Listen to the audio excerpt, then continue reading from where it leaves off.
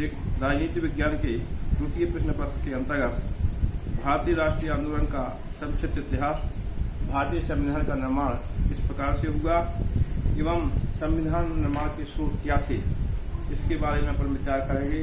और सबसे पहले देखेंगे अपन संविधान की प्रस्तावना। हम भारत के लोग संपूर्ण प्रभुत्व संपन्न लोकतंत्रात्मक गणराज्य की स्थापना के लिए भारत के संविधान की सुरक्षा एवं लोगों की आत्मनिर्भरता के लिए इस संविधान को अंगीकृत, आत्मार्पित एवं समर्पित करते हैं। संविधान की प्रस्तावना में हम भारत के लोग यानी कि हमारे यहाँ का संविधान भारतीय जनता ने, भारत के लोगों ने मिलकर बनाया है और यह जो संविधान है वह भारत के लोगों के लिए है। संपूर्ण प्रभुत्व संपन्न व्यक्ति आत्मनिर्भर हो सके, स्वतंत्र हो सके, उसका पूर्ण विकास हो सके, इसके लिए उसकी स्वतंत्रता को अक्षुण्ण बनाए रखने के लिए ये संविधान निर्मित किया गया है और उसमें भी व्यक्ति आत्मनिर्भर बन सके, इसके लिए उसकी स्वतंत्रता का पूरा ध्यान रखा गया है। संविधान की जो प्रस्तावना है, हम भारत के लोग संपूर्ण प्रभुत्व संपन्न लोकतंत्रात्मक गणराज्य की स्थापना के लिए, हमारे यहाँ लोकतंत्रीय शासन की स्थापना की गई है। गणतंत्रात्मक का तात्पर्य होता है जनतंत्रीय शासन। गण से तात्पर्य समूह या जनता का शासन। इस प्रकार से अपने यहाँ लोकतंत्र की स्थापना कर दी गई है। भारत का जो संविधान है उसके बनाने में जो हमारे संविधान निर्माता थे उनको 2 वर्ष 11 माह और 13 दिन का समय लगा था और संपूर्ण देश के लिए यह संविधान बन के तैयार कर दिया गया था। तो संविधान में जो नियमावली बनाई गई है उसके अनुकूल देश की शासन व्यवस्थाएं संचालित होंगी।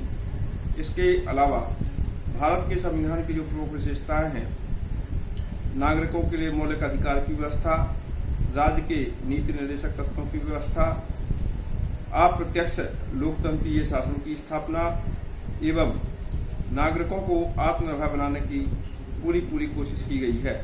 तो भारत का जो संविधान है उस संविधान के माध्यम से लोगों को आत्मनिर्भर बनाने का प्रयास किया गया है। इसके अलावा भारत का जो राष्ट्रीय आंदोलन था, अंग्रेजों के शासनकाल के अंतर्गत जो आंदोलन हुए वह किस तरह के चले और किस तरह से उसका विकास हुआ, इसका भी संक्षिप्त इतिहास इस सेकंड पेपर के अंतर्गत अपन अध्ययन करेंगे। भारत का जो राष्ट्रीय आंदोलन था, सबसे पहले तो महात्मा गांधी के नेतृत्व में 3 आंदोलन चलाए गए। असहयोग आंदोलन, सविनय अवज्ञा आंदोलन और 1942 का भारत छोड़ो आंदोलन, जिसमें उन्होंने नारा दिया था अंग्रेजों भारत छोड़ो।